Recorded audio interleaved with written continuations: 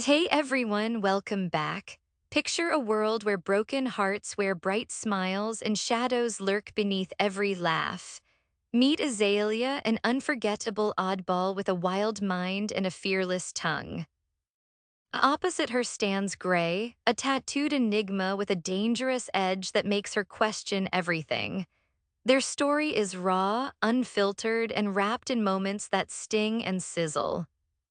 Buckle up for a journey through cracked souls, sharp words, and a fiery connection you won't forget. Ready to dive in? Let's go. Azalea, I've got go-go juice, Mr. Tarrip. I say, lifting my coffee with a broad grin.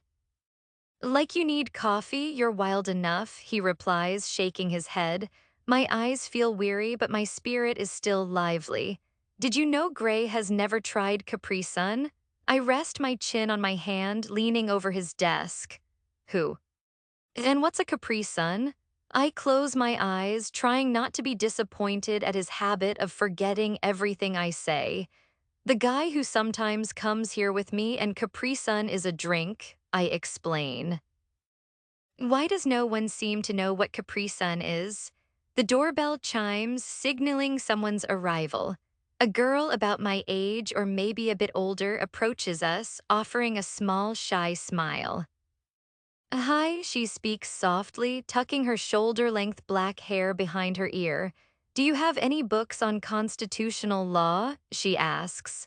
Mr. Tarrip glances at me for the answer. I think we might, I say with a smile, standing up and motioning for her to follow me.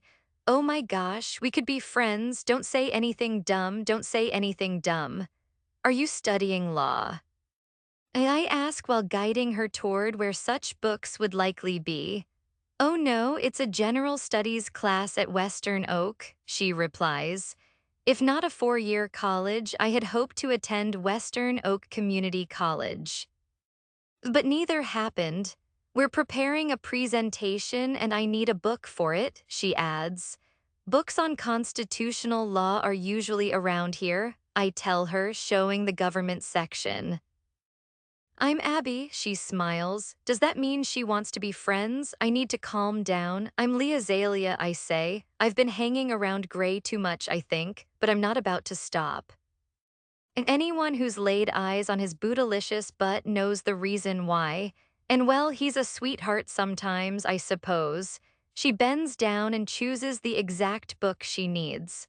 Are you in college? She asks. I chuckle softly and shake my head. She studies me for a moment and I can feel her light brown eyes on the cut on my cheek. I play powder puff football, that's a battle wound, I explain, then roll my eyes inwardly at myself. Why do I always say the weirdest things? I drop my gaze, expecting her to awkwardly laugh and then go check out the book she's holding. Instead, she actually laughs, a real laugh, not a fake one. How'd you get drafted?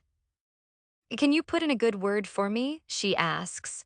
Mr. Tarrip, who owns this place, is the main referee, I add. You should talk to him. No, I'm not in college, I answer her earlier question, shaking my head as I try to recover from my goofy moment. I'd love to be, though. It's still true. There are things I want to do, I just don't know when. I have a list. 1, master every Aerosmith and Def Leppard lyric. 2, go to Hawaii and get recruited by the hula dancers. 3, slap Gray in the face for no reason, I just want to see his reaction. 4, immediately after slapping him, kiss him repeatedly. 5, go to college. 6, dress bare up in a tutu. 7, get a tattoo, but completely chicken out. 8, get Gray to strip for me. 9, write a book about the philosophy of a clue named Blue. 10, tell Gray I love him many times every single day. There are more, but I can't remember them all. I think I wrote them down somewhere. Abby and I kept talking for nearly 2 hours. It took me some time to finally explain what really happened to my cheek. I felt a bit nervous for a few reasons. First, she might be a cold-hearted killer. Second, she might not care at all. Third, she might not want to be friends with someone carrying baggage. But in the end, things went smoothly. I learned she's from the small town next to mine and that she has two little sisters. She's a sophomore this year and recently turned 20. Her favorite color is pale pink, and her favorite place to eat is Subway. I promised myself I wouldn't bring up Gray or mention him in any way. It's actually a good mental break from him and his muscles. I even managed to talk a little about Jake. I wasn't a total mess while trying to explain my life, although I definitely slipped now and then. My phone rang, and while Abby talked about her cat Sweetie, I thought it would be rude to pick up, so I pressed the power button and silenced the ringtone. Sweetie hates everyone, she laughed. Sugar hates everyone. I know someone like that, I said with a cheeky smile. Gray Alexander Kingston. It took me 2 hours to get his middle name out of him, and I'm fully prepared to use it whenever I want. I even considered renaming his contact to Gray Alexander with two poop emojis and a heart emoji. But ultimately, I decided to keep the current name for a while. It's Sugar with a mean face emoji, an angel emoji, and a kissy face emoji, one for each of his usual moods. He's probably noticed by now that I changed my name on his phone. Mine reads Big Booty Judy with a peach and heart eyes emoji. I'm not sure if he's changed mine back yet. He's not an old cat or anything, he just hates everyone. He only tolerates me sometimes. She stopped as my phone rang again. I rolled my eyes, grabbed my phone, and this time I declined the call outright. Maybe you should answer that, she teased. I can call back later, I reassured her. Anyway, you said you want to go to college, you should enroll in the spring semester, she suggested, and I sat up intrigued. That actually sounded pretty good. I think I'll have to look into that, I nodded. My phone rang again and I answered promptly. Yes, my love, I said sweetly, knowing he was probably unhappy since I'd missed 2 calls. What the fuck is wrong with you not answering me? He grumbled as adorably as always. I've been busy, sugar, I told him honestly, and Abby gave me a kind smile that said, ah. Yeah, if only she knew the language coming out of his mouth, but I wouldn't want him any other way. Busy enough to not fucking answer me? What's wrong? I asked softly, sensing a bit of extra rudeness in his tone. When are you coming home? He sighed, clearly avoiding my question. I furrowed my brows and took the phone away from my ear to check the time. I'll be home soon, I told him. When soon? He said, sounding almost bitter. Somebody needs to chill. I stood up for a bit more privacy and walked a short distance away. Who am I to you? What? He asked. What am I to you? Girlfriend, he replied. Okay, but the way you're talking to me doesn't make me feel like I am. Sorry, he mumbled. I'll be home soon, goodbye, I say before ending the call and sigh, returning to my seat. Is that your boyfriend? She asks with a smile. Yes, I reply with a nod. He's just being a bit difficult right now. Oh, I totally get that, she says, giving my arm a reassuring pat. So is this girl talk? 'Cause that's pretty awesome. I should really get going. I've procrastinated enough on my homework, she says as she stands and I follow her. I can check out your books for you, I offer, leading her back to the register where I scan her books. We exchange numbers and I almost have to hold my breath in excitement. Did I just make a friend? I did. Jake would be so proud of me. If I were physically able to skip, I would, but since my knee feels like a crackhead, I can't. So I skip in my mind instead. I enter Gray's place and close the door behind me. Bear nearly smothers me with kisses, and when he rolls onto his back, I happily rub his belly. Gray moseys into the living room and I give him a sweet smile. Walking up to him, we embrace. I made a friend, I say excitedly as we pull apart. He lifts me closer and kisses me. He lets out a small grunt and I deflate a little. I wasn't expecting much, but a bit more than a grunt. Her name's Abby, and she's really nice, I add, trailing him as he heads into the kitchen, grabs a water bottle, drinks half, barely noticing me. I try to ignore the small sting this causes. Gray, seriously, what's wrong? I ask quietly, placing my hand on his back. Nothing, he replies, shaking his head. I remove my hand and just walk away. If he doesn't want to talk, that's fine, but he can't take it out on me if he refuses to share. He's kept everything bottled up for so long. He's used to handling things alone. But now I'm here and I care. I sit down on the couch and open Netflix, heading straight to the scary movies section, Gray's favorite. He rarely enjoys any genre except horror. It keeps him engaged and keeps me on edge. After a few seconds, Gray joins me, but instead of sitting close and leaning into me like usual, he takes the spot beside me without touching. I bite my lip, confused. I pat the empty spot next to me and Bear jumps up, taking Gray's usual place. I cuddle Bear instead of Gray. I don't even realize I'm drifting off until the door opens and wakes me. I blink and see Gray enter, closing the main door behind him. I sit up and stretch. I didn't know you left, I mumble. You should have told me, I would have come with you. Didn't know I had to tell you, he grumbles, and a wave of hurt I haven't felt in a long time washes over me. I need to put on my big girl britches, I think. How long was I asleep? I ask. Wasn't counting, he rolls his eyes. Remind me to next time. I pinch my arm to keep my eyes from watering. Maybe if you told me what's wrong, it'd help and you wouldn't still be upset. I promise I'll listen and try my best to make you feel better, I say softly, trying to keep my voice steady. It's none of your fucking business anyway, he snaps, giving me a sharp glare, one I haven't seen in ages. I clutch my heart as if to command it to stop painfully deflating.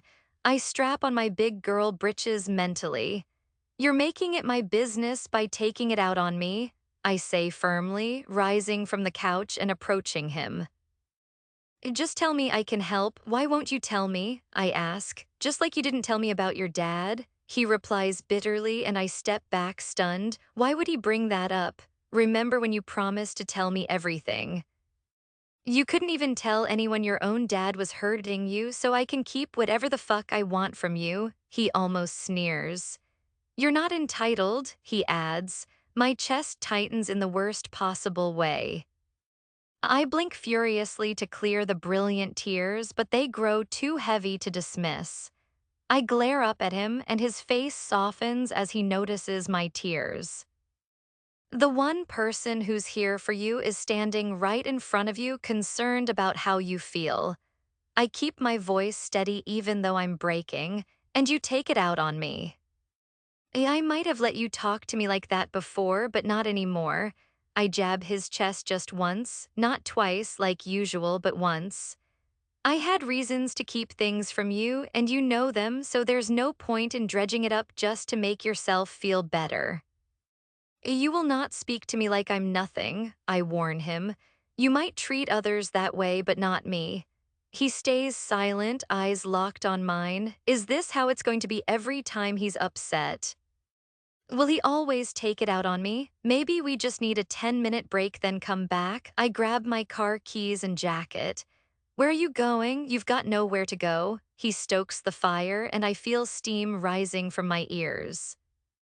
Do you think I don't know that? I left my mom alone to stay with you. I snap through tears. But I'm sure she'd welcome me if I decided to join her.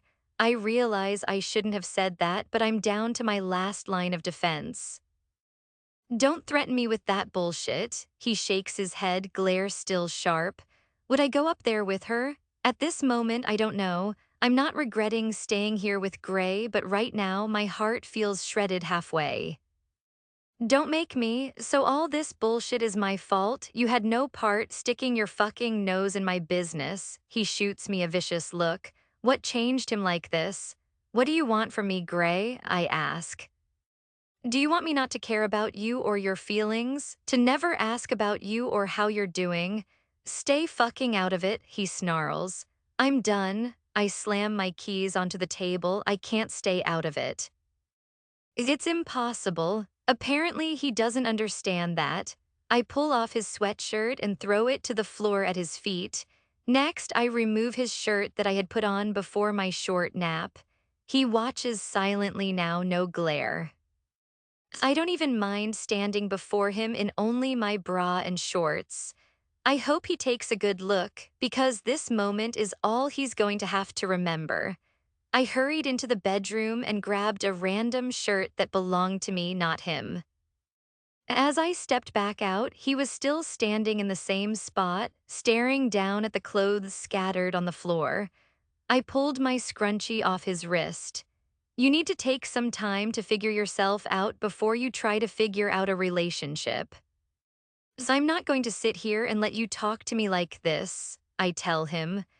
I've dealt with situations like that far too often in my life, and I'm not willing to put up with it anymore, I add. Azalea, he says softly, please don't. I don't want to hear it, Gray, we're done.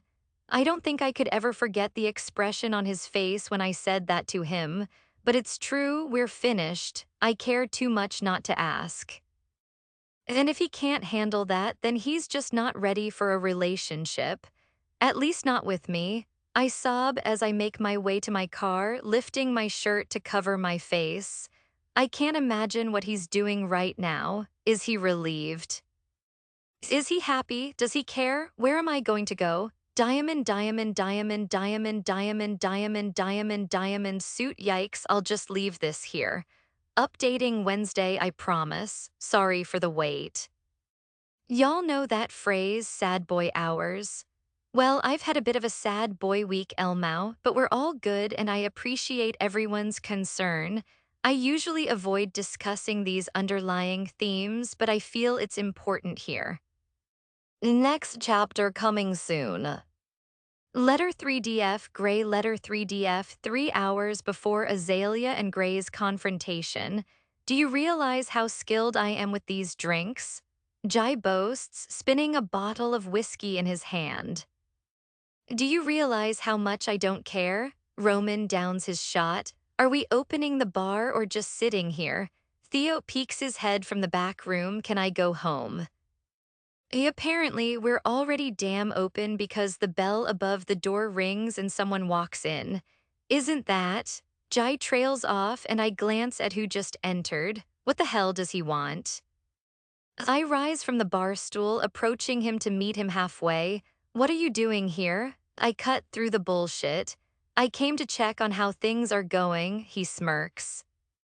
You could have called Azalea, there's no need to see me. I glare at him sharply. But I knew she wouldn't tell me the truth if things were bad. Aaron shrugs one shoulder. You're just looking for a reason to make her hate me, I retort. That's all he stays for. You're not wrong, I have good instincts. You don't deserve Azalea, she's too good for you. His words dig in and I clench my jaw to hold back what I want to say. You don't fucking know me. I know more about you than you realize, he chuckles. You're the head of all this, right? Not exactly a secret, he's no special motherfucker for knowing that. To the guys here, your boss, right? That suggests you have control issues. You're used to controlling these people, so you'd want to control the woman in your life too. He speaks like a goddamn expert. He knows nothing. I'd rather die than control her. Get the fuck out of here, I shove him lightly. Why? Because you can't handle me being right? She'd never stay with you. He points a finger in my face. That finger's going to break. Anyone could see you two don't belong, he whispers low. You're complete opposites. You'd never work, he adds. Try saying that in front of her. You're pathetic. You don't want her to see how shitty you really are. I glare as his little mask slips. I've always distrusted him. You think you know everything about her just because you've fucked her? He sneers, and a vein bulges in my neck. She deserves better than you, I fucking know that, I say without hesitation. Who talks about someone like that? He's a piece of shit. That's where you're wrong. I'm her clutch. Whenever you mess up, she comes to me, and guess what? He smirks. I'll always be there for her. She's known me for years and I've always been there. This asshole. You're in love with her, my jaw tightens. After hearing his speech, it's obvious now. Maybe I thought so before, but now I'm certain. And you're not, he says. You'll never love her. She needs someone who actually will. Get the fuck out. I shove him hard toward the door. There it is. He raises his hand. That temper's going to be your downfall. You're going to blow up and she'll come running to me. I grab him and toss him out the door, shutting and locking it immediately after. I stroll past the now empty bar where the guys have cleared out. Pushing through the door, I make a beeline for my office and lock it once I'm inside. Collapsing into the nearest chair at my desk, I clutch my head. My chest tightens and my breaths become shallow. Reassure, find reassurance. I can't. Terrifying thoughts of Azalea leaving me flood my mind, scenes so vivid and inevitable they feel real. Fuck, is he right? He is. The day after the fight, I'm completely and utterly fucked. It's all my fault, every single bit. I don't deny it. I don't even know why I got so mad when she asked what was wrong. She's always cared. Why did it trigger me then? I knew it was bound to happen. He's right. I can't even go around my own place without feeling like an empty, miserable fuck. How did I live like this before her? More importantly, how do I fix this? Can I even fix it? I let my frustration build too much. I shouldn't have let Aaron get under my skin like that. I used to let words hurt me too much when I was younger. I thought I'd moved past that. I thought I'd be fucking stronger now. You could never deserve Azalea. She's too good for you. She'd never stay with you. Those words take me back to a fucked up place in a fucked up house during a fucked up childhood. Never getting reassurance, never being told whether I was wrong or right, never receiving help no matter what. The only things said were about how unfair life is, how cruel the world is, how no one ever gets what they want, expecting failure, expecting the worst because you'll never have the best. And I took all that bottled up pain out on the one person who actually cares. Maybe she could have been that reassurance, the one person who loves me, who cares not just about me but about how I feel and what runs through my mind. Those words flew out before I could stop them. I regret every fucking thing. I regret telling her nothing when she asked what was wrong. I regret saying it wasn't her business because it is her business. She's so close to my feelings that everything about me is hers, even my private matters. I regret bringing up her dad. That was the lowest thing I could have done. I regret not stopping when her eyes welled up. And even more when she started crying. It hurt me to see that, so why the fuck didn't I stop? I regret not being happier for her when she told me she made a friend. She talks about making new friends, and I was the asshole who ruined her excitement. Gray, Jai draws the word out, looking at me with a confused expression. Are you okay? Theo asks, stepping closer, also puzzled. I run my hand through my hair, internally swearing on a non-stop loop. I'm fucked, I'm fucked, I'm fucked, I'm fucked. You're fucked? Link asks, why Ray you fucked? Jai inquires, perched on a bar stool across from me. Is he on drugs? Theo whispers to Link, I might as well be. I can't think straight. All I can think about is her. So incredibly beautiful. Why didn't I tell her that more? She dumped me for good reasons. She deserved better than how I talked to her.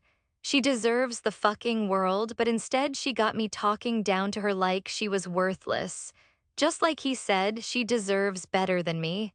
Damn. I've literally demonstrated every point he made. I notice the guys' eyes widen as they glance around at one another. Silence hangs in the air, just like I couldn't find words after she said she was done.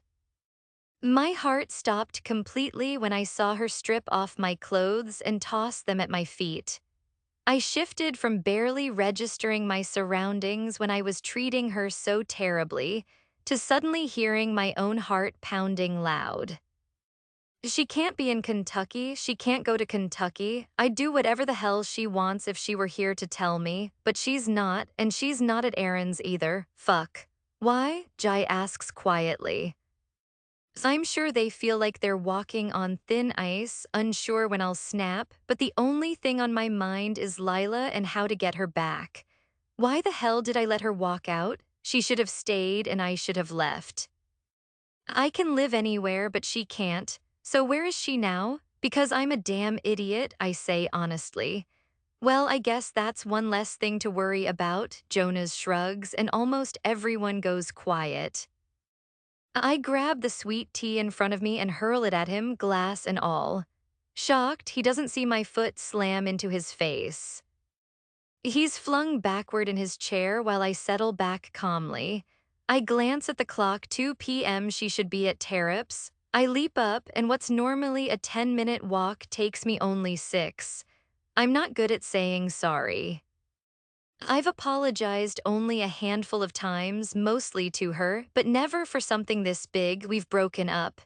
She ended things. I need her back. I spot her near the back, a cart of books beside her. Seeing her makes my heart do that weird fluttering again. Her hair's braided down her back, and she wears a dress that makes her glow. She's always glowing. Even the very first time I saw her, she was glowing. Was that why I tripped her then? So I could catch her? There's no denying I did it on purpose. What was I hoping to find by doing that? Thank God I did it, but now I've screwed things up. That alone shows she doesn't need me. Still, I'm selfish. I need her. My hands itch to wrap around her slender waist, fingers tense with a desperate urge to touch her. She turns to grab more books from the cart, and her eyes land on me. They don't widen, no smile reaches her perfect lips as usual. Her only reaction is a small jump, signaling she's startled. Then she turns away as if she doesn't see me. Lila, I murmur, pressing my hand to the small of her back. She moves away out of reach, and that sends a pain crashing through my chest. But I deserve this. I made her feel this way. What are you doing here, Gray? She asks, the usual lightness missing from her voice. I'm sorry, I plead, trying to meet her gaze, but she won't look at me, turning her body away instead. I'm so sorry.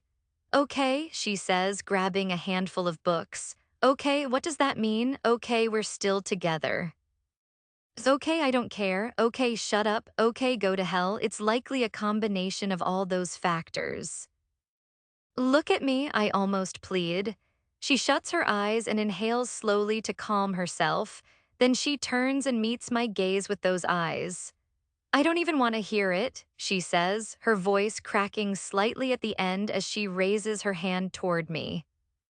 I'll never do that ever again, I vow. I can't endure this mess one more time. I haven't slept, and even Bear is giving me attitude. I rest my hand on the side of her hip and step closer. She grabs my head and pulls it away. You won't, she agrees, and I barely frown. It hasn't even been a day, Gray. I'm not forgiving you or taking you back. She shakes her head, and it feels like I've been stabbed. What? Like? I stammer like a complete fool ever. My chest tightens with fear, pure, full-blown fear. Fuck, I'm sorry, Azalea. Please don't say you aren't taking me back. I swear I'll never do that again. I'm sorry. I shake my head. I'd get down on my knees and beg her to take me back. Beg? I once said I'd never beg for anything, even my life if it came to that. But that's thrown out the window where she's concerned. I'd beg all day for her. I should never have even thought about talking to you like that. I'm sorry, I tell her. Not even 24 hours, Gray. That isn't enough time for you to do what I said. She steps away. What do you mean, do what I said? I've been overthinking what I could have done differently instead of everything she told me. Figure yourself out, she says deliberately. Figure out how to be able to talk to me. You're not alone anymore. You get that physically but not mentally. I need you to open up to me, Gray. I know it's hard, but I can't do this if you're not going to be there emotionally. I'm here for you. I don't judge you and I can listen to all your problems, but you just don't say anything. It's like she's speaking Latin. Some parts make sense, others don't. I don't know how to do this. I've never had anyone to tell everything to. Never, you still love me? I ask quietly, vulnerably. Please still love me. I can't stop loving you overnight, she sighs. I'm not so sure. Where are you staying? I ask. Aaron's, Mr. Terrap's couch, she murmurs. I exhale a sigh of relief, but that still isn't where she should be. She once told me he has a one-bedroom apartment with probably the most uncomfortable couch ever. Come home with me, I say, gripping her side and pulling her a little closer. She's too far away. Gray, she begins, we're not together, I can't live with you, and respect my space, no touching. I remove my hand from her side and hide it behind my back. It feels like it has a mind of its own. How long will this last? How long does it take for someone to figure themselves out? I'm not even sure what that means. I almost reach out to pull her closer, but instead I grab for the scrunchie that I usually have on my hand, but it's not there. God fucking damn it, I hate what I'm about to say. Come home. I'll take the couch, I tell her, looking down at the dark blue carpet. Don't stay on his couch, I won't bother you, just please come home. She hesitates visibly. I can't live without her, I can't live without her. I don't think it's a good idea, she says, shaking her head. Please, Azalea, I plead. I need to see her every day, ideally right when I wake up and just before I go to sleep, and all the moments in between. Friends only, she states firmly. My heart crashes hard to the damn floor, friends, as if nothing ever happened. As if she never told me she loved me, as if we never kissed in the back of this place, as if we never stayed up watching whatever she wanted, as if we never touched each other in places only we were allowed. I can't go backwards to that. I don't think it's even possible, but if that's what she wants, then fine, it's on me. Azalea, I begin, but she cuts me off with a raised hand. Deal or no deal, I'd rather have her in my life than not at all. I watch her as she walks back into what's now more hers than ours, her room. Only minutes ago, the reality of actually being single hit me, though I wouldn't even call myself single. It's not like I'd sleep with anyone else. I'm single but not single. The show she likes referred to it as a break. But on that break, one of them slept with someone else. Whichever one it was, I can't stand picturing it. The thought of being with anyone else romantically repulses me, let alone letting another woman touch me. No matter what, no matter how long this friendship lasts, it'll never feel right, only wrong. I even looked up what figuring oneself out meant. It took me 2 days to realize she doesn't want me to change. She wants the way I bottle up my emotions and how I let them out to be redirected. Aimed towards something, not someone. I've been alone my whole life. Mom died barely after I was born, and Dad never cared to be part of my life, forcing me to fend for myself. Once I heard from him that he and Mom ran away from their parents at 18. She was pregnant, they got kicked out, so they ran off without knowing their destination. He said no one deserves anything in life and life equals hell. One night he unexpectedly came home drunk on my 15th birthday actually and talked to me more than he ever had before. It wasn't about me though, it was about Mom's. I never had anyone to talk to about myself. No family.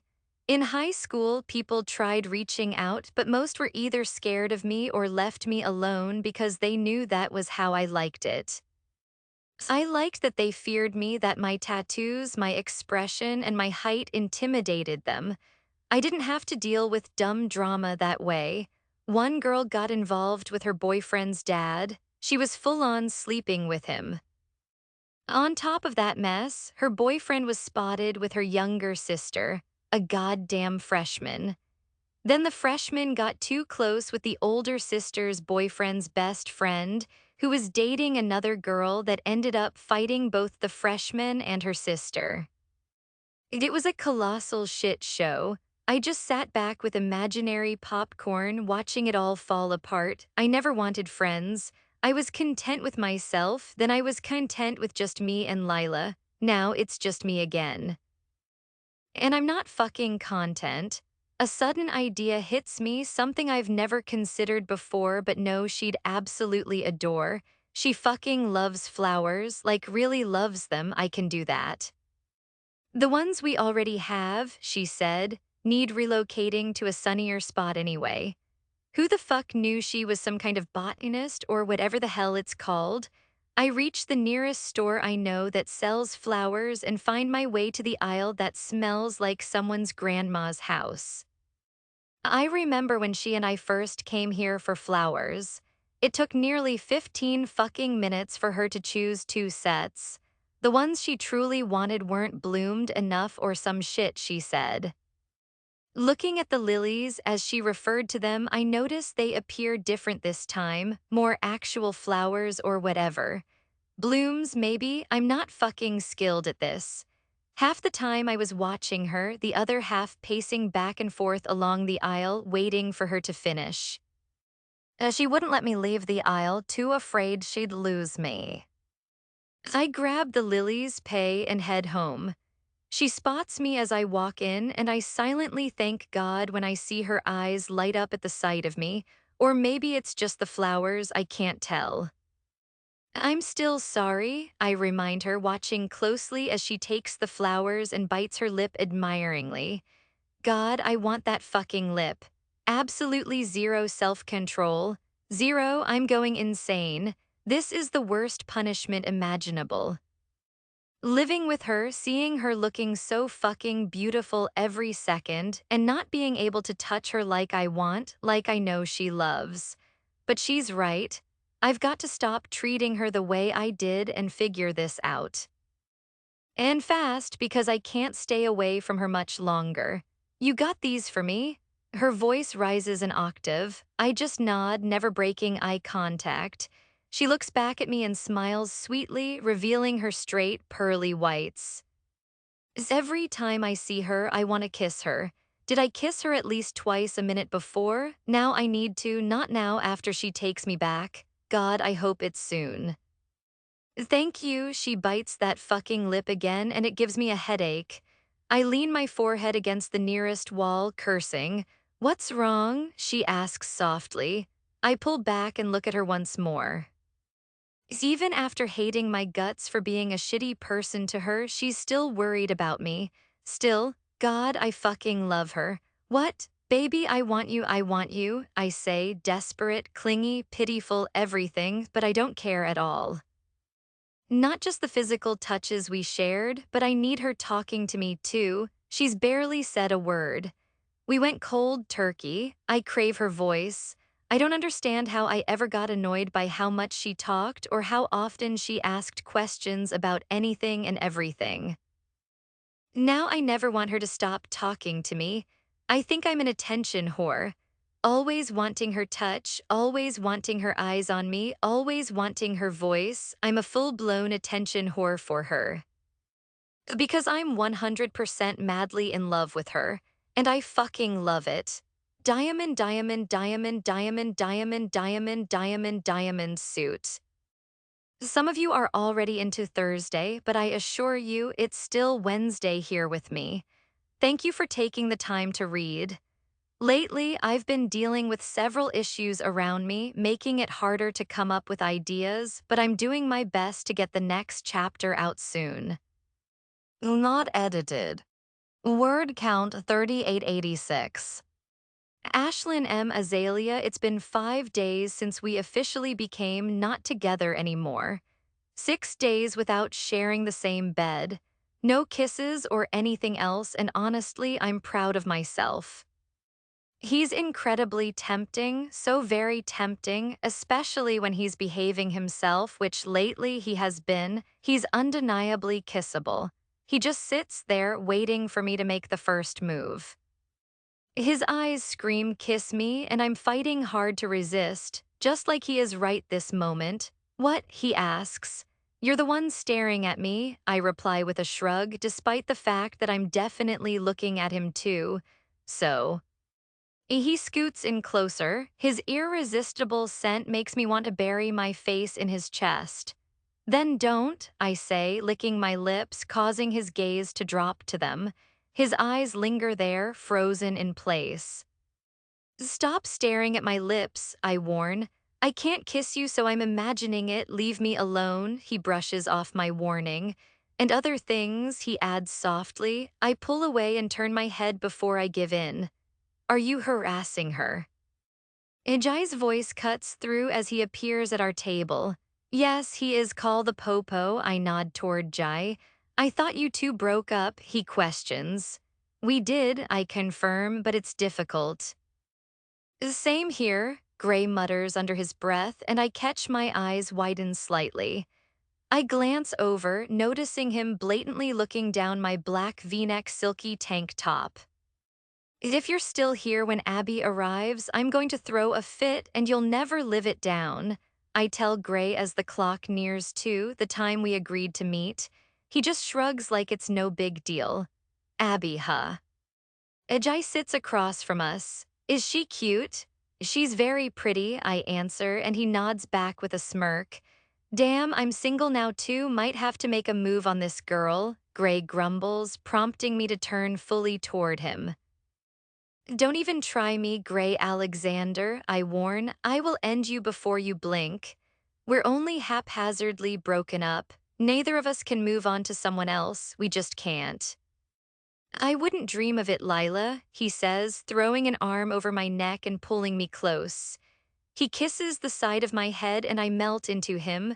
"Oh, right, we're not together." "You better not," I grumble, looking up at him. Our faces are close. His lips part slightly as his eyes search mine. "Kiss her," Jai whispers across the table. I pull away and Gray's jaw tightens as he shoots Jai a warning glare. Jai raises his hands in surrender, then decides it's better to stand and leave. I check my phone, 1:57. "Why don't you go sit over there?" I point to a table across the floor and think things over. "She'll be here any minute." "One kiss," he pleads. I shake my head. There's no point in being broken up if we're still kissing. He grabs the front of my pants, pulling me closer. 5 days, he reminds me of the time since I let him kiss me. "Then you shouldn't have talked to me like I meant nothing." I raise an eyebrow. "I know," he admits, defeated. Suddenly, I plant a quick kiss on his cheek. "Now go," I shoo him away.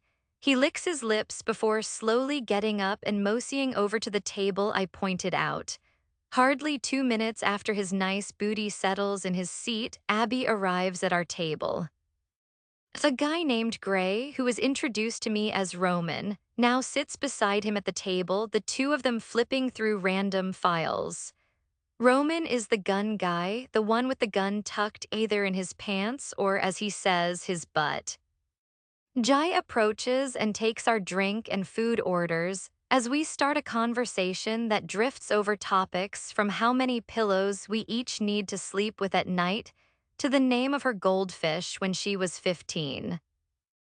Our food arrives, and even while eating, our chatter continues. "How's your boyfriend?" she asks, munching fries. "We broke up," I respond with a smile, which makes her frown. "Oh no," I smiled again. She might think I'm losing it. "And you're happy about that?" she probes. I laugh softly and shake my head. "It's only temporary," I reassure her, though she still seems puzzled. "Are you really sure you'll get back together, or is there something you're not telling me?" She inquires. "Oh, I broke up with him and I decide when we'll get back together," I say, realizing that sounds totally controlling. But that's not the real story. "That sounds awful," I admit. It's more complicated than that, I promise. I'm not mean to him, it was just what we needed and he understands that. I swear I'm not mean to him. Even though he won't stop pestering me, asking when I'll take him back and, quote, kiss me on the lips again. Do you love him? She asks, taking a sip of her drink. I do love him, I smile.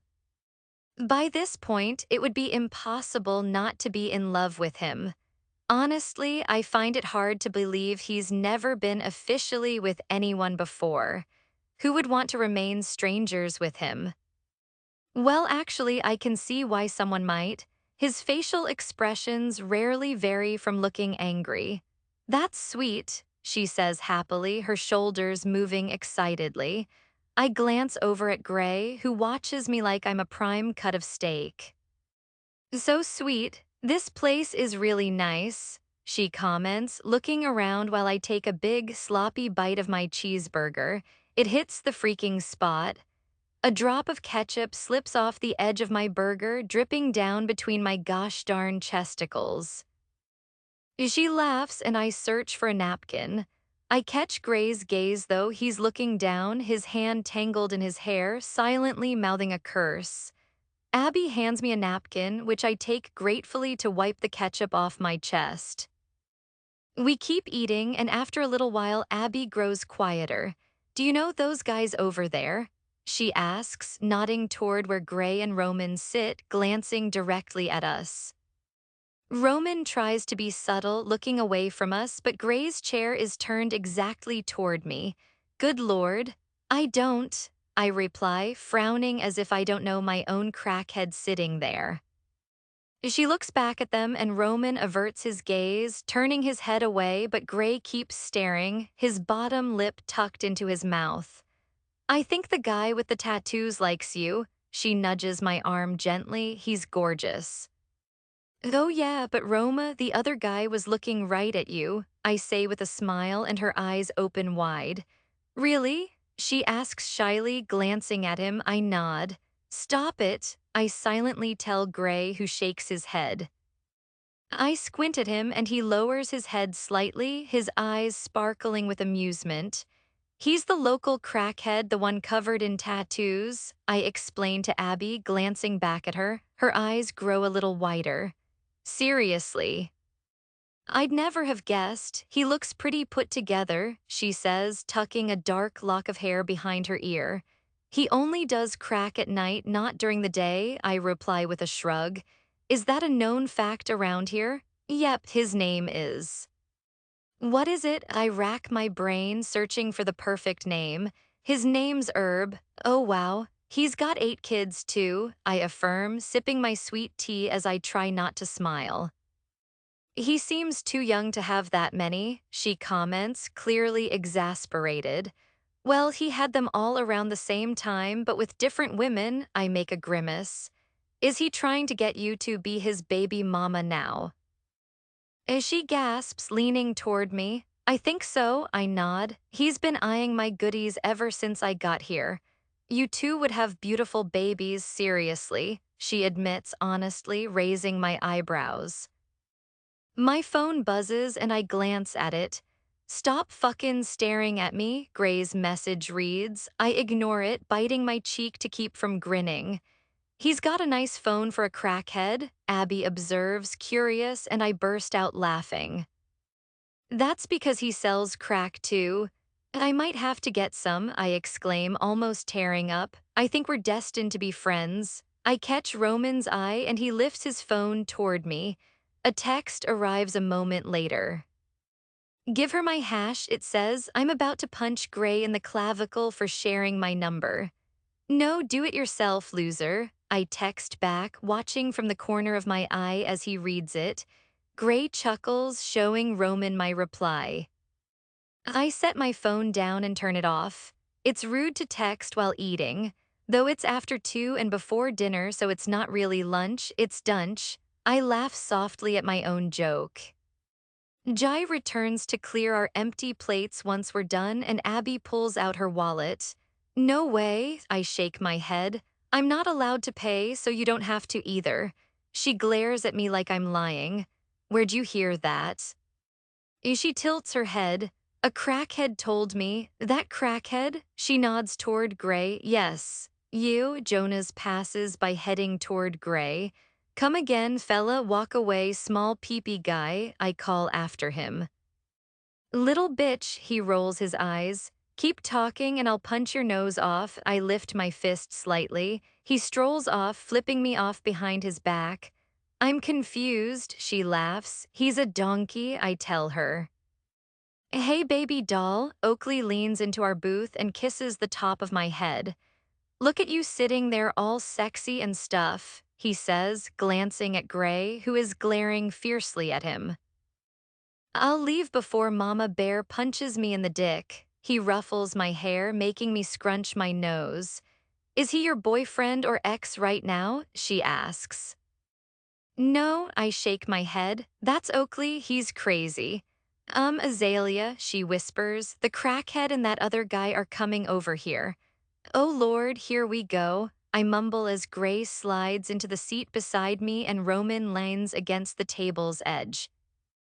Hi, I'm Roman, he smiles down at her. She glances down shyly. I'm Abby, she replies.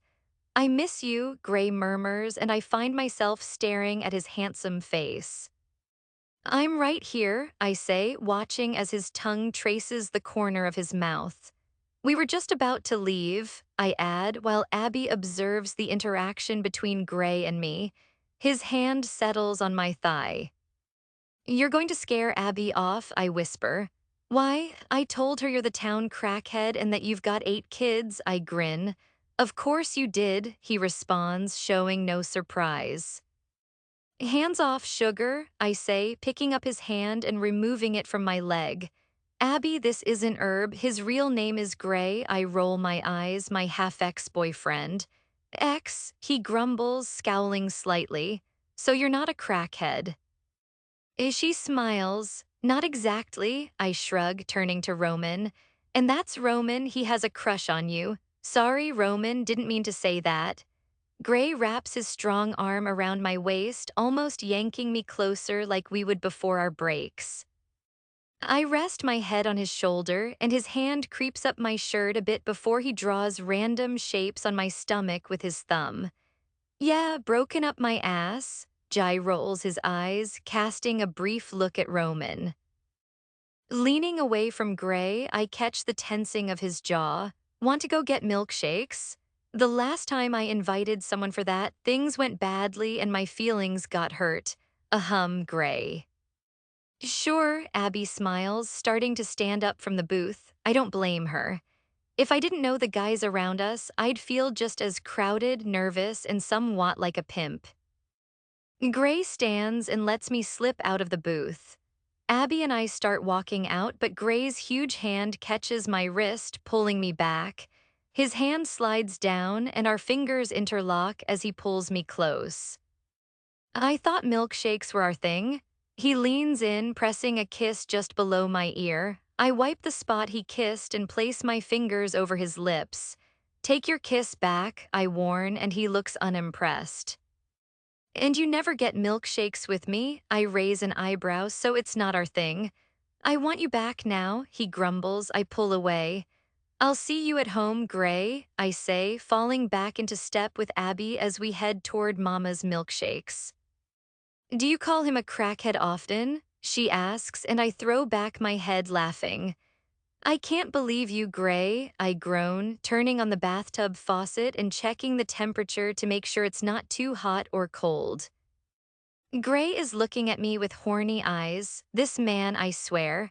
Bear, control him, please. I glance at Bear, who's completely covered in mud. We went out for a walk to get him to poop, and Gray let go of the leash for some reason, probably no good reason at all. It had just rained, and mud puddles were everywhere. Bear, being oh so smart, decided to roll in one. I kinda wanted to roll in the mud too, but held back. Now he needs a bath. Good luck, Gray mutters before trying to leave. Zuh, no way, you better come back here, I warn him. We're both giving him a bath, not just me. I should make Gray handle the bath by himself, but I kind of want to see how cute Bear looks with all that wet fur. He doesn't like baths, Gray turns around. Then we absolutely need both of us, I say as I step forward and grab his hand, pulling him back toward the bathtub. Once the tub is filled, Gray lifts Bear and carefully places him inside. Bear glances at me with a look that clearly says, I'm going to jump out in 2 seconds. And sure enough, he does exactly that. Little shit, Gray mutters with an eye roll directed at me. I just grin. I can't run, darling, I reply, tilting my head happily. Moments later, Gray returns holding Bear in his arms. He shuts the door using his foot and sets Bear back into the tub. Stay, he commands him. I sit on the tub's edge and start pouring water over Bear's thick black fur. Gray simply stands there. I swear, Gray, you better come over here, I shake my head at him. He grumbles softly but then sits beside me. Bear shakes himself vigorously, drenching both of us. My white shirt clings to me, revealing my light blue bra underneath. Well, gosh darn it, Gray certainly gets quite the view right now. I squirt dog shampoo into Gray's hands and mine, and we begin scrubbing Bear.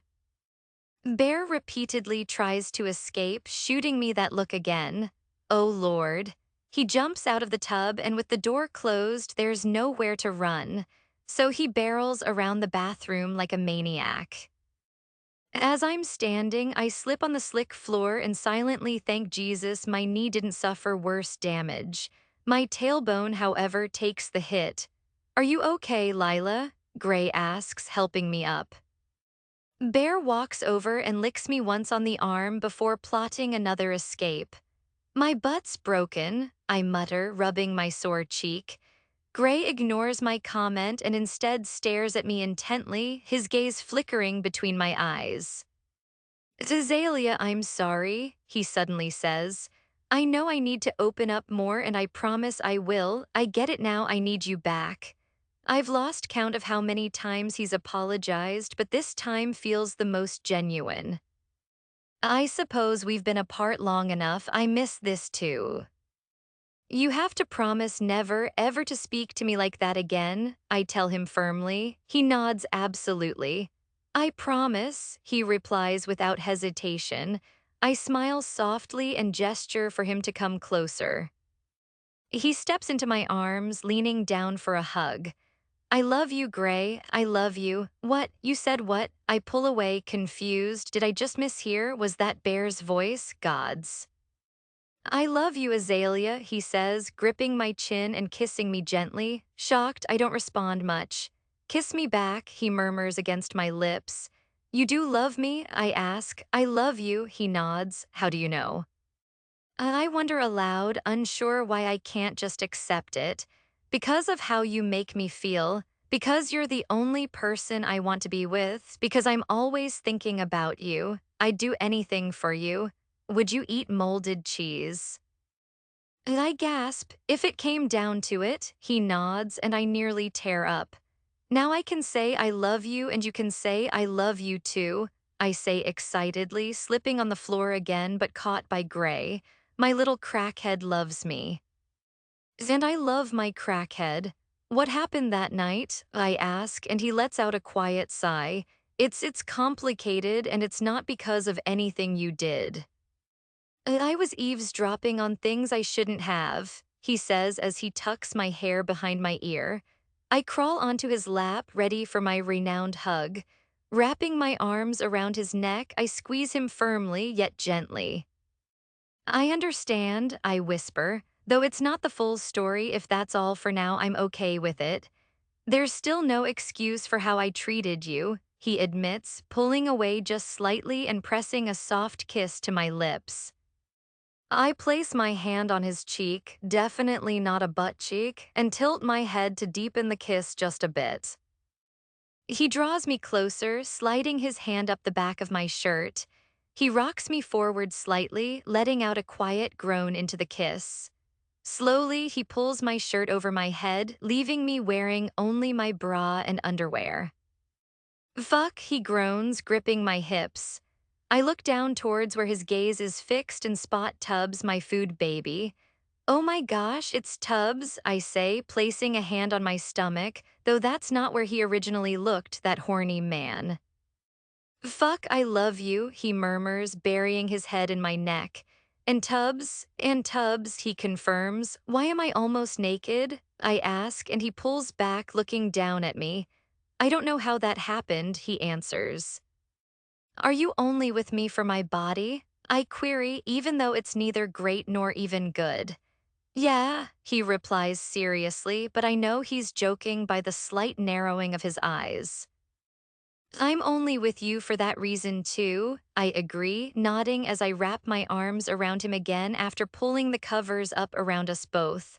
Wanna do under the covers, Smex? I blurt out and his eyes darken. I kid. You kid. I'm a virgin, Mary, I say, resting my head on his chest and puffing out my cheeks. I know, he rumbles softly beneath me, kinda. Kinda, I ask, furrowing my eyebrows. My tongue went in yo, I cut him off right there. Excuse me, sir, that's hush-hush information. And my fingers, he smirks. I squeeze my legs together just a bit and he notices. He notices everything. He's got this crack that sharpens his senses, I'm sure of it. You're thinking about it, he says lowly. You don't know anything, I grumble, and he hums in response. He pushes me onto my back and leans over me, propping himself up on his elbows. I feel like we're not equal.